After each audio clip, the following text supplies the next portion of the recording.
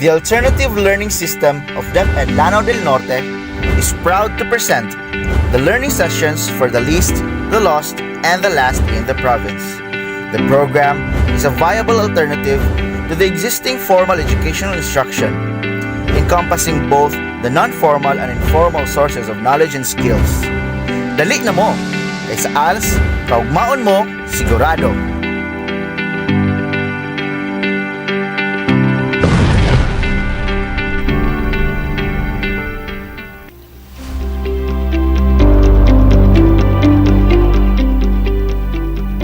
Mabuhay! Assalamualaikum warahmatullahi wabarakatuh. Mapia ka pipita. May buntag and good morning Bacolod. Good morning Lanao del Norte. You are now listening to Grace Covenant FM with DepEd program Als Radio sa Kaalam Radio Broadcast. Kami ang inyong sulugoon sa kahanginan. Ako ang Education Program Specialist 2 sa DepEd Lanao del Norte. Ako si Christine Hukba Timo o kauban nato karon ang atong mga magtutudlo sa Alternative Learning System sa Bacolod District. Madungog ninyo mga higala ang Als Radio sa Kaalam Radio Broadcast matag Martes sa takna alas 11 sa buntag ngadto sa alas 12 sa kaudtuhon diin inyong madungog ang mga leksyon ug discussions kabahin sa ALS o gitawag natong Alternative Learning System sa atong junior high school level. O before ta magsugod sa atong mga pagahisgutan karong adlaw, atong pagtimbaya sa atong district in charge, of course, the beautiful Ma'am Josephine Vizcaya. Good morning, Ma'am. Ug sa ato ang division as focal person, Sir Angelito Barazona, and to our education program, especially sa Region 2 nga ako apong kapartner si Ma'am Ivy Madronero. Of course, sa ato ang di na to kalimtan no atong pagtibaya sa atong schools division superintendent Dr. Edelberto Oplinaria, and to our assistant schools division superintendent Ma'am Rosemary Masisar, to our two active chiefs of the division office, SGOD chief Dr. Maria Carmela T. Ablin, and sa CID Dr. Maria Eva S. Edon. Good morning, ma'am, and to all the CID personnel and division personnel who are tuning in right now. Of course, dili na to kalimtan no ang ato ang warm greetings sa ato ang mga avid listeners and live streamers sa Facebook. Live man data karon no sa Grace Covenant FM FB page. Mayong adlaw kanatong tanan ug sa atong mga learners sa nagkadaiyang mga barangay dinhi sa lungsod sa Bacolod og sa tanang maabot aning atoang radio station. Magandang buhay and good morning. Of course, good morning sa ato. Of course, dili ni siya mahitabo ning atoang Als Radio sa Kaalam no. This is in collaboration and partnership with the local government unit of Bacolod. And we would like to say good morning to our Honorable Mayor Judith V. Miquiabas. Good morning and thank you for the opportunity and the support and ending support na inyong gihatag sa ALS Bacolod District. Alright. Now, atong mga learners, karong higayuna, are you ready? So, karon magahisgot kita sa atong learning strand number 2, ang scientific and critical thinking skills, ug atong giawhag ang atong mga learners nga maminaw na ug giandam ang inyong mga activity notebook, ballpen or pencil, and adto kita sa lugar diin kita dali nga matugaw. Alright. Andam na ba kamo mga learners? Karon atong paminawon ang discussion nga ihatag sa ato ang guwapo nga teacher dinhi sa ALS Bacolod District. Walay lain, Sir Dinmark Ago. Thank you kayo, Ma'am Tin, no? So, thank you po sa tanang maminaw ni kabuntago labi na ang among mga student. So, andam na ba ang tanan? So, good morning to our learners. This is your school on air in LS2 Scientific and Critical Thinking Skills for ANA Junior High School level. I am grateful to be with you today, and I am your ALS teacher, Sir Dinmark from Bacolod District, serving you. It's a good day to learn new things. I am thankful that you are still willing to learn. Now, make sure that you are in comfortable set, far from noise, and so that you can hear me loud and clear. So, nagkasinabot ba ta?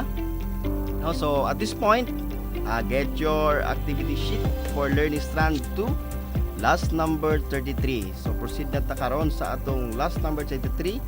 Again, get your activity sheet for learning strand 2 last number 33. So before we start, make sure you have your pen, paper, or notebook with you. Now please hold your learning activity sheet and make sure that the title of the last that you are holding is microorganism. So unsa inyong hawid ngaron nga last? No?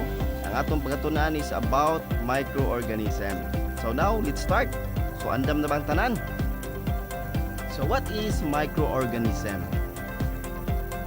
Okay, very good. Microorganisms o gitawag nga microbes are viruses, no?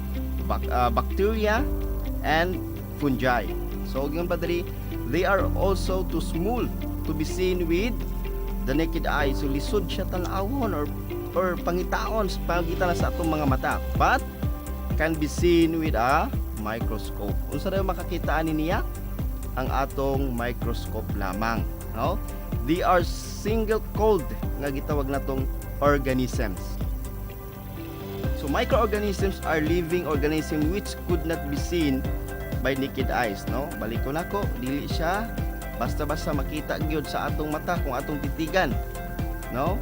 Or it can be harmful, but some species are harmless and are useful to our system. So naa siya function diha sa atoang sa atong sistema. So three main groups of microbes. So usa ning tulo ka buok nga giingon ako una kining virus, what else? Fungi and bacteria. So diya lang sa ta mag-focus karon, no? So una is virus. So pag sinabing virus, unsa nang unang mo abot sa inyong hunahuna? Di ba kining gitawag nga nakaraan natong grabing lambigit sa kalibutan? Unsa ni? Kining COVID-19. So pag gitawag virus, kini dayon ang gikahadlokan sa mga naglabay nga tuig 2020. No? Yung ba the virus requires a host to multiply and reproduce. Ibig sabihin, paspas siya, no? Nga mag-multiply, makahawa siya, makatakod siya, no? Like COVID-19, no? Usa sa atong mga examples nga grabe gyud ang nasinati, dili lamang nagsugod diya sa China apan tibok kalibutan ug apil ang ato ang bansa sa Pilipinas. Is caused by a coronavirus that resulted to a gitawag nato nga pandemic. Hangtod karon, no? We are belong gihapon ta sa pandemic nga panghitabo. O ginapangitaan giapon og maayong mga tambal nga kita, no? Nga mo sukol ni ini nga balatian or gitawag nga virus. So usa pa yung mga laasing virus inyong nahibaluan, no? Daghan, di ba? So kanang mga ubo, sipon, so magtakod-takod. So matawag dahil nato na nga aka na siya virus na siya. Ano pa na kanang mga bulutong, di ba? So dagan kaayo nga matawag nato nga mga nailhan nato nga virus. Next one is fungi. Or gitawag a fungus requires its food from dead organic matter. So diha pod ni siya sa unsa man sa mga tanom, no? Matawag siya organic o mukaon siya pag namatay siya. So naay mo kuan sa iya ha, mo na pud to mag-rotate, tuyok-tuyok ra ni siya ang gitawag nga fungi mga among mga pinalangga nga mga students, no? Another one, bacteria. So there are microorganisms that usually cause infections such as the influenza. Other species are useful such as lactobacillus o etc. So ibig sabihin ang bacteria mga mahal naming mga estudyante kailangan din nating bantayan. Ano man, gingon diri maka-cause siya og infection, no? Labi na kanang mga naisamad, kanamo yung mga samad. Basta lang mo tunob-tunob bisag asa nga lapok or kanang gitawag nga mga kuan diya sa mga katubigan. Tingala ka nangatuli mong samad, dugay na maayo, no? So naay bacteria nga nasuksok diha. So kinahanglan gyud og dili basta-basta taparag mga klase nga tambal kun dili mo kuan gyud sa doktor nga matambalan gyud nga mamatay ka ng bacteria aron maulian ang atong mga samad. So daghan nagkalain-laing mga bakterya nga makita gihapon, no, diha pinagi sa microscopes. So yun rin kining tanan na ay beneficial, no, microorganism which are helpful in the growing process. No, beneficial to the body and enhance health. Sabihin kinahanglan gyud, no, kining bakterya nga makatabang gihapon nga ang atong health, no, may panila gani nga kinahanglan injikan ta ani usa ba ni mga injection nga gin-inject sa tuwa kuan ra gyapon ni siya, no, nga tawag pa nila nga ingon pa sa kong isuon nga nurse nga bakterya gyapon na nga para musukol na siya nga ana nga mga virus nga dili good makadaot sa atong lawas. So ibig sabihin naa day benefits kining mga bakterya sa atong lawas nga mong fight, no, alang sa atong immune system. Beneficial to the body and enhance health. Beneficial in food industry and for fermentation. Mismo di ano sa mga tanuman, no, kana mga ulod, di ba? Ilahang ipadaghanon kay kanang tae sa ulod kana makahatag og katambok sa mga tanom or sa atong tanang sa atong mga bulaklak, sa atong mga ginakaon. So ibig sabihin na ay helpful gihapon siya or benefits nga may hatag labi na sa atong industry. No, like na example di Streptococcus, the Mopilos. Oh. So yun siya mga laing example dito. So beneficial ni siya nga klase. About sa harmful ta, microorganism produce a harmful substance called toxins. Sabihin makahatag og toxin sa atong lawas, sa mga mananap, sa mga pananom, which can make illnesses and damage tissues and organs. So mga daot ang atong mga organs, atong mga tissues, atong lawas. So muna siya like influenza, no, kini mga ubo, sipon, hilanat, ubat pa na mga klase nga virus muna siya makadaot. So Campylobacter or and Trichopython. So muna siyang ginatawag nga mga other examples of nga mga harmful nga mga microorganisms. So kabalo ko nga daghan pa nga mga examples nga atong matun-an diha, no, ug nasayod ko nga pipila sa ato ang mga balatian karon tungod pud na sa mga virus, no. So natay mga gitawag nga bakterya sa atong lawas nga mo fight, di ba, mismo po sa mga tanom nga dali madaot ang pananom kay tungod naa po sila nga mo fight sa mga tanom. So surely you read it with your exercises. So next gamay nga exercise diri nga makita, no, you can identify microorganisms listed below and write, no, isulat diya sa inyong activity sheet. You can write B if it is beneficial, no, and H for harmful microbes. Kung beneficial ba na siya nga klase or harmful microbes, you can write, no, from 1 to 10. Number 1, akong basahaw na lang dire, Salmonella, no, number 1 Salmonella, number 2 antibiotic, number 3 coronavirus, number 4 lactobacillus, number 5 Saccharomyces cerevisiae, number 6 Mycobacterium tuberculosis, number 7 H1N1 influenza virus, number 8 measles vaccine, number 9 SARS-CoV-2, number 10 parasites.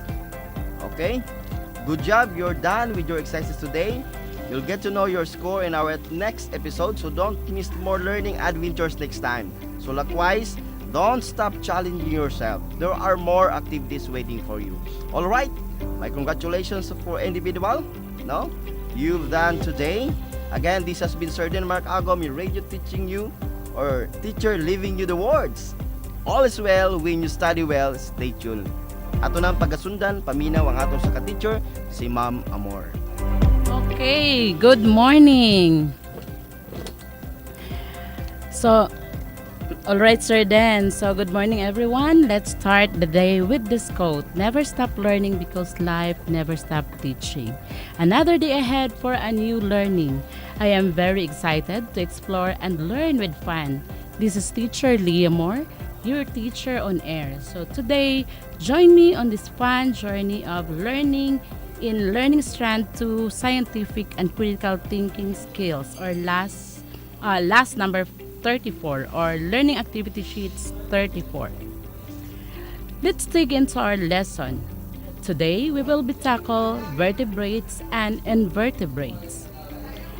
Animals on Earth can be classified as vertebrates and invertebrates. Vertebrates animals are that have backbone. They are usually larger animals and faster moving animals. They develop brain in skull and have a complex nervous system.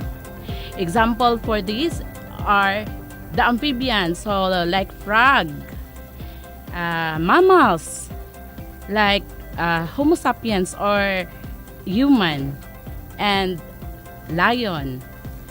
Another example is the reptiles such as snakes, fish, and birds. Another classification of animals is the invertebrate. Invertebrate is any animal that do not have the presence of a backbone. So opposite siya sa vertebrates, diba? They are usually small and slow-moving animals. So kanipod nga mga animals, ang mga invertebrates classification are small animals and they are of course slow-moving animals. Their brain are not well developed and has a simple nervous system. So such as, example mga example is crabs, annelid, or example is worm. Arachnid, example is the spider. Mollusks or snail. Echinoderm, example are the starfish, protozoa, and insects. Again, we have two classification of animals. So they are the vertebrate and invertebrate. So, alright, so let's just check your quick understanding regarding our discussion for today. You can follow me as I read to you the exercises at the bottom of your learning activity sheet. Identify the following organisms as vertebrates or invertebrates. So, write your answer on the space provided for each item. So, number 1, so look at the picture. It's a dog. So identify what is this, vertebrate or invertebrate. The second picture is fish. And the third picture is octopus. And the fourth picture is the dragonfly. And the last one is a bird. So you just write your answer at the space provided for each item. So all are done. Stay tuned for another learning from to be given to us by Ma'am Charity Tabar. Oh, sorry. Ma'am Shakies.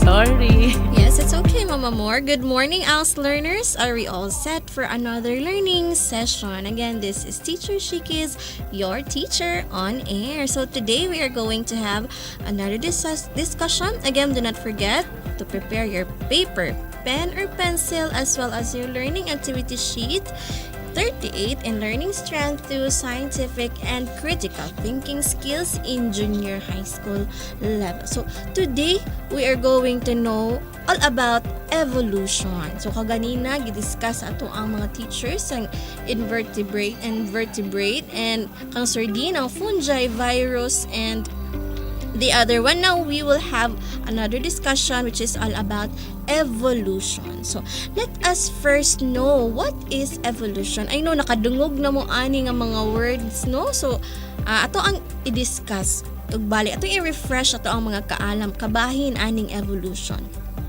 So evolution, as what is stated in your concept notes found in your learning activity sheet, this refers to the change of the traits of species of population through generation. So evolution is the changing of species over time. So ang pag-usab-usab sa usa ka mananap na sa ato ang pag-change o pag-usab niya through the generation nga mga nangagi. So it is a change in the characteristics of organism or population over many generations. So the main mechanism that drives evolution is through adaptation.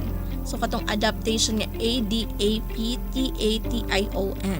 o ang pagbagay o pagkikibagay sa ating kapaligiran. So it is the process by which species adapt over time, and adaptation is the opportunity to adjust and of course to survive in response to their changing environment. So kung saan ito ay proseso ng pakikibagay ng mga iba't ibang uri ng nilalang bilang tugon sa nagbabagong kapaligiran. So, the organism na may kakayahan na mag-adjust at adapt sa kanyang kapaligiran ay mayroong mas mataas na tsansang makasurvive kaysa doon sa mga mahihina. So naatay tawag unsay tawag atong mga species na kung saan hindi dili na sila mahimong makasurvive for the next generation. So ato pa na siyang i-discuss karon.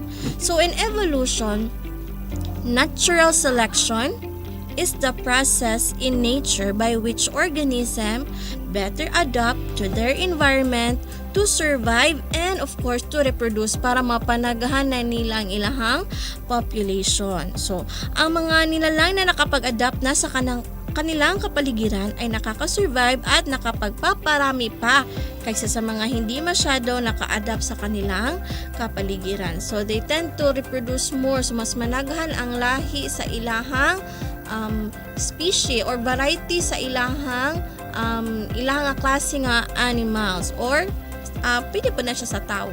So, a mutation is a change in DNA. So, it is the hereditary material of life. So, dira makita sa ato ang DNA kung unsa ka nga klase nga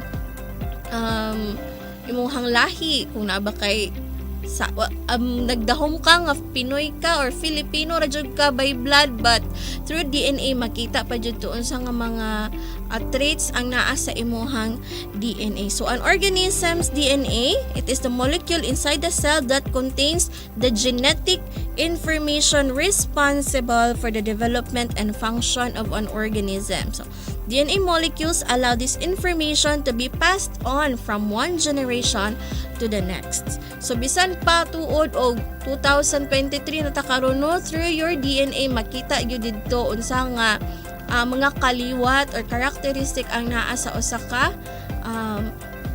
mananap. Okay, so it also affects how it looks, how it behaves, and its physiology. So, a change in an organism, DNA, can cause changes in all aspects of its life. So, mutations are essential to the evolution. So, they are the raw material of genetic variation. Kung mag-adjust ang ato ang DNA according sa ato ang environment nga naata. So mag-adapt gyud ang ato ang system. So we also have fossils.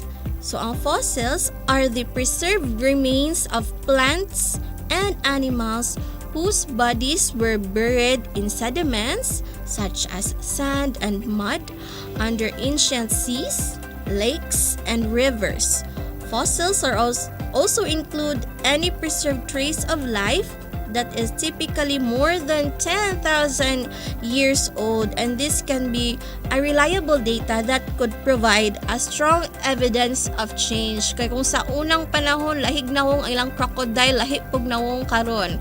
So dito tungod sa mga fossils nga mga kalutan sa atong mga archaeologists, paleontologists, sila ang mga responsible nga mga nag-study sa science nga makita or makakitaan ng mga fossils, ma-identify unsa ang mga changes nga nahitabo sa mga animals way back pila pa na ka years ang niagi. So ma-compare nila unsa ang mga mutations nga nahitabo throughout the generation or pila ka tuig ang mga ning-agi. So, and of course, as organism tend to adapt and survival for, and it could even reproduce more than the same species, this most likely lead to competition kay nagkadaghan man ang ilahang variety or kana siya nga klase nga species, so naa ang competition para makasurvive.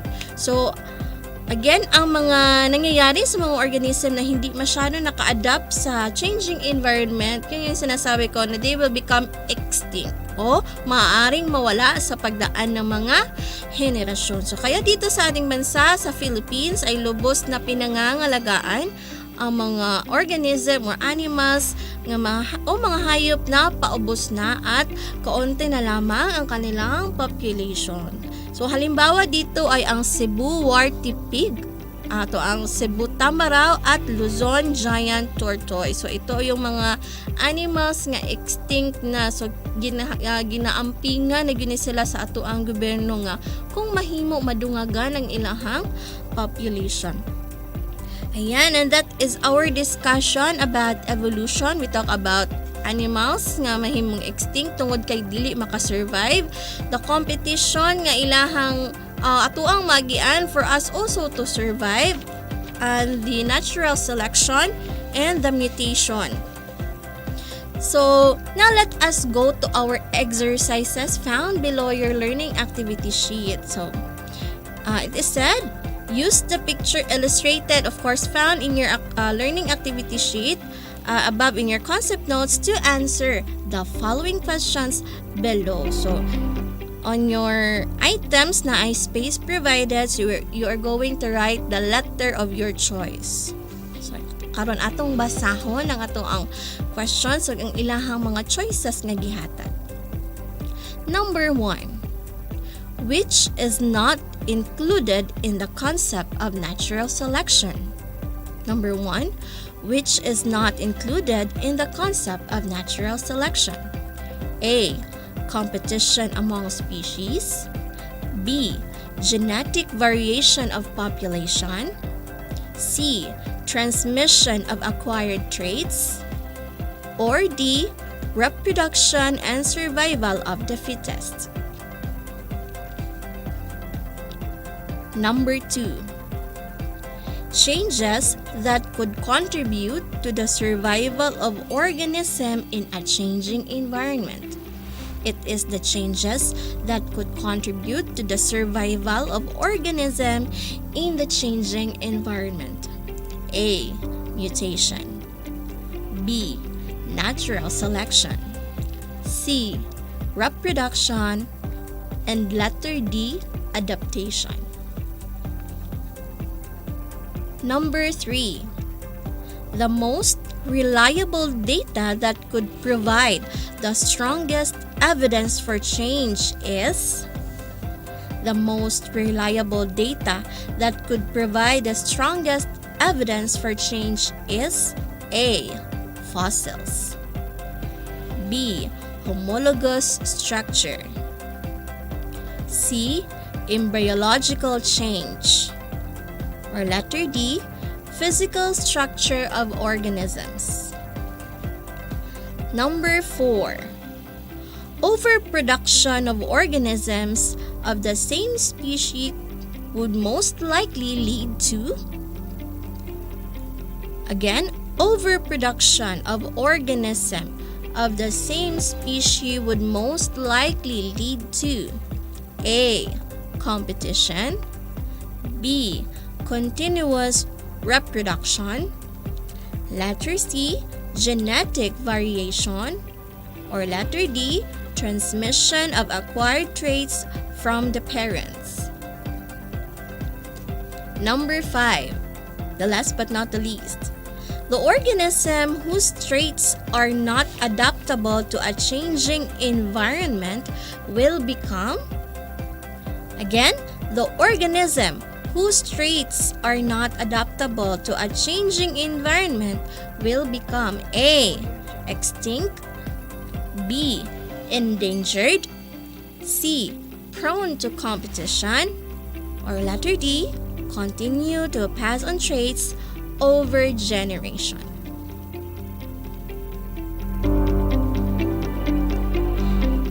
And that is all about evolution. Once again, do not forget to submit your output in your scheduled day of submission.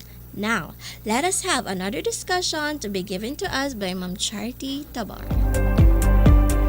Alright, thank you, Ma'am Shakis. Hello again, learners.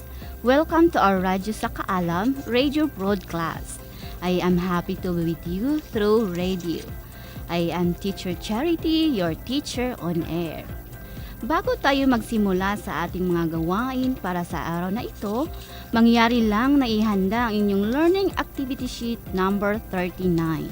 Again, number 39 sa Learning Strand 2, Scientific and Critical Thinking Skills, ang inyong papel at ballpen.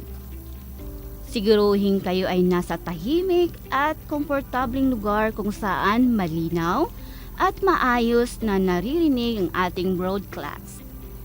Maging alerto para makasagot at makapagbahagi sa ating klase sa Facebook Live sa Grace Covenant FM. Alam kong handa na ang iyong isip upang mas lalong maunawaan ang ating aralin ngayong araw. Our topic in Learning Activity Sheet number 39 in Learning Strand 2, it's all about the ecological relationship. Let's describe the different ecological relationships found in the ecosystem. What is ecological relationships? Ecological relationships describe the different relationships of interacting organisms in a community or ecosystem.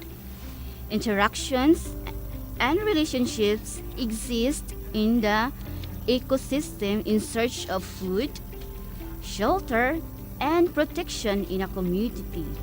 Interactions within and among the population may have important influences on the death and birth of all the organisms.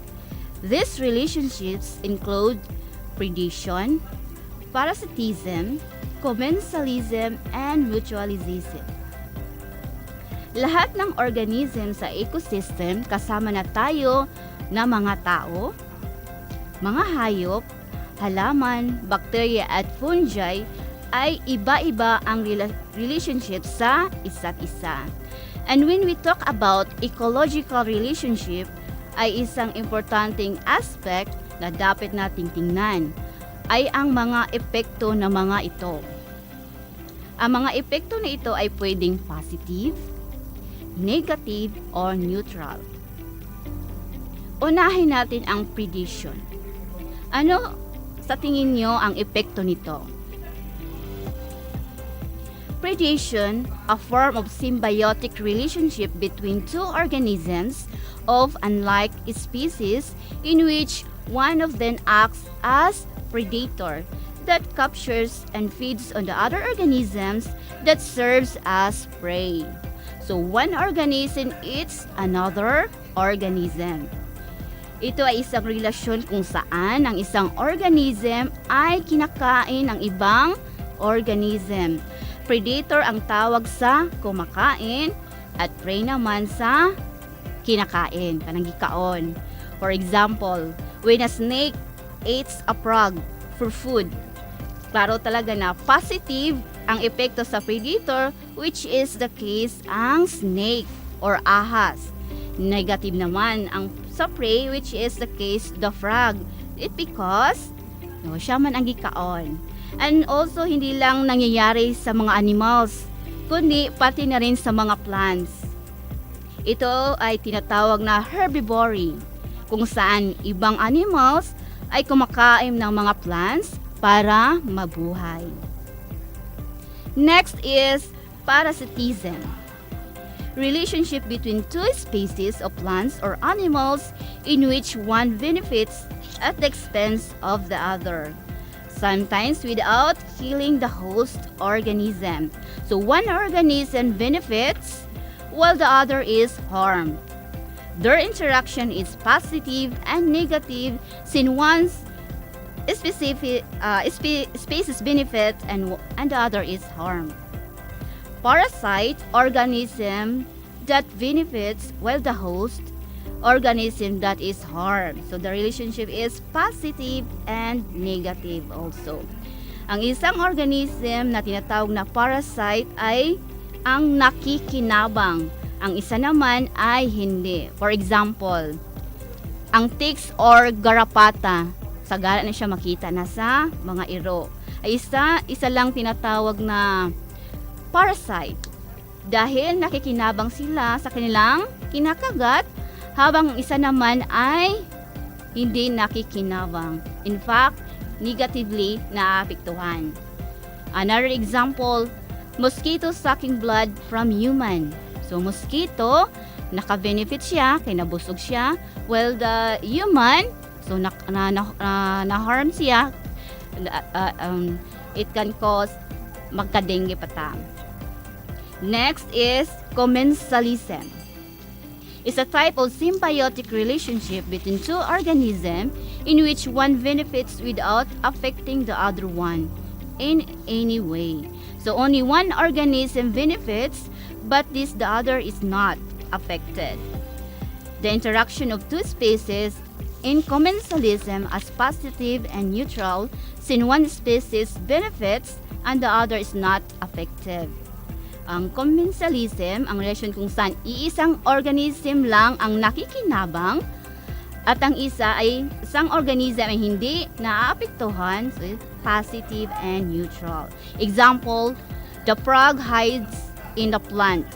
O ang palaka, ginagamit nila ang halaman para protektahan nila ang kanilang sarili, while ang halaman, wala sila nakakuha ng benepisyo sa palaka. Another example is growing orchid in the tree. The interaction of an orchid plant and a tree, the orchid attracted itself to the tree without harming it. The tree provides the place for the orchid to live. It also benefits by getting adequate sunlight. The orchid depends on the tree for mechanical support, but not for nutrients. Hence, the tree is not affected in condensation. Next is mutualism. It's a biological interaction between two species wherein both the species benefit from each other. Two different organisms benefits from each other. In mutualism, the interaction was the two species is double positive because they both benefit from each other. Mutualism, kung saan ang magkaibang organism ay parehong nakikinabang. For example, the bees and the flower. A flowering plant and bee shows this type of interaction. The bees fly flower to flower in search for nectar, which they transform into food, which benefits these insects to another hand whenever the bees land on the flower. Particles of pollen stick to their body, such as particles, are transported to other flowers, resulting in plant pollination. In these mutualistic relationships, the bees get to eat and the flower gets to reproduce. In summary, in organism, in ecosystem ay may iba't ibang relasyon. Ang relasyon na ito ay pwedeng positive, negative, or neutral. But predation kung saan ang isang organism kinakain ng isang organism. Ang parasitism naman kung saan isang organism lang ang nakikinabang habang isa naman ay naapektuhan. Commensalism kung saan isa lang ang nakikinabang, ang isa naman ay hindi naaapektuhan. At ang mutualism kung saan ang dalawang organism ay kapwa nakikinabang. That ends the discussion about different ecological relationships that exist in our environment. All of the interactions that occurring in our environment are needs to maintain balanced ecosystem. Let's do our exercises at the bottom of your learning activity sheets. Directions. Identify ecological relationships being exhibited by the following organisms. Write your answers in the space provided. Just choose predation, parasitism, mutualism, and commensalism. Okay, number 1. Carabao and the Crew. Number 1. Carabao and the Crew. Number 2. Lion and the Deer. Number 2. Lion and the Deer. Number 3. Cat and the Lizard. Number 3. Cat and the Lizard. Number 4. Trees and insects. Number 4. Trees and insects. Number 5. Dogs and ticks. Number 5. Dogs and ticks. Alright, don't forget to submit your paper on the scheduled day of submission in your barangays. And always stay tuned for another topic next week.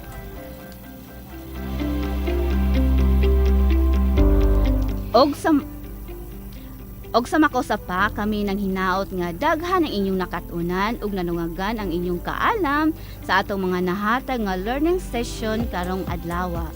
And of course, dili nato malimtan og pasalamat sa atong partner sa pag-implement aning atong programa sa radyo sa Kaalam, no other than DXGC 101.3 Grace Covenant FM. Ug atong taos pusong pasalamat sa atong Municipal Administrator, Engineer Joselito Imikiabas, sa atong Station Manager of course of the DXGC 101.3 Grace Covenant FM, Ma'am Erlinda J. Nangkas, and of course to our ever beautiful and very supportive Municipal Mayor, who celebrated her birthday yesterday. Happy birthday! Happy birthday! Yes, to our Honorable Judith V. Miquiabas, and to our Vice Mayor Attorney Alphonse Johnson Marcera, and sa atong mga barangay captains and barangay kagawad sa walay paglubad nga pagsuporta sa atong mga Als implementation sa kadaiya nga barangay. Daghang salamat ug mabuhay tayong lahat. Yes, thank you so much sa walay sawang pagsuporta for the least, the last, and the lost in the province of Lanao del Norte, labi na diri sa Bacolod District. Let us remember that ALS is not a second-class education, but a second-chance education to better days ahead. Padayon pagsidlak Bacolod. Dinhilang kuto mga to ang ALS Radio sa Kaalam, and magkita na sab kita next week, same time, same place, alas 11 sa takna sa Kaudtuhon. And that concludes our session this morning. Thank you, God bless, and mabuhay.